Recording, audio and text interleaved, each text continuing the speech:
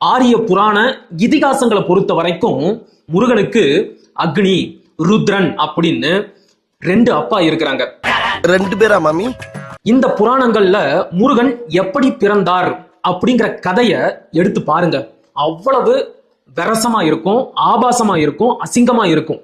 குடும்பமா அமர்ந்து நம்முடைய தமிழ் கடவுள் முருகன் எப்படி பிறந்தார் என்ற கதைய படிச்சு பார்க்கவே முடியாது. அவ்வளவு மோசமா, அவ்வளவு ஆபாசமா இருக்கும். ஆனா தமிழர்கள் நாம தாய் வழி சமூகத்தை சேர்ந்தவர்கள் இல்லையா? அதனால நம்முடைய தமிழ் கடவுளான முருகனையும் தாய் தெய்வத்தின் மகனாகத்தான் நம்முடைய சங்க இலக்கியங்கள்ல நாம குறிப்பிட்டு வச்சிருக்கிறோம். எடுத்துக்காட்டுக்கு கொற்றவை சிறுவ, பழையோல் குழவி அப்படின்னு தமிழ் சங்க இலக்கியங்கள் தாய் தெய்வத்தின் மகனாகத்தான் முருகனை குறிப்பிட்டு இருப்பாங்க. இதுல கொற்றவை யாரு அப்படின்னு நான் சொல்லிதான் உங்களுக்கு தெரியணும்னு எந்த அவசியமும் இல்லை. இவங்க பாலை நிலத்தின் தெய்வமா வணங்கப்படுறவங்க. மூவேந்தர்களாலும் போருக்கு செல்வதற்கு முன்பு பலி கொடுத்து வழிபடப்பட்ட ஒரு போர் தெய்வம்.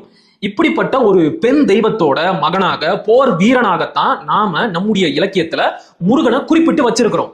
அடுத்து பழையோல் குழவி அப்படின்னு சொல்றோம். குழவி அப்படின்னா குழந்தைன்னு பொருள். இந்த பழையோல் என்பதற்கு இன்னைக்கு இருக்கின்ற உரையாசிரியர்களும் தமிழ் அறிஞர்களும் மூத்த தேவி அப்படின்னு பொருள் சொல்றாங்க. இன்னும் சில பேர் காடு கிழால் அப்படிங்கிறாங்க. எது எப்படி இருந்தாலும் அதுவும் ஒரு பெண் தெய்வம் தான். அந்த பழையோலை, அந்த மூத்த தேவியத்தான் ஆரிய பார்ப்பனர்கள் பிற்காலத்துல மூதேவியா மாத்திட்டாங்க. எப்படி? நம்முடைய முருகனின் தாயாக போற்றப்பட்ட ஒரு பெண் தெய்வத்தை ஆரிய பார்ப்பனர்கள் மூதேவியா மாத்தி அந்த தெய்வத்தை கும்பிடக்கூடாது, அந்த தெய்வத்தை பார்த்தா கெட்ட சகுனம் அப்படின்னு எல்லாம் கதை கட்டி வச்சுட்டாங்க.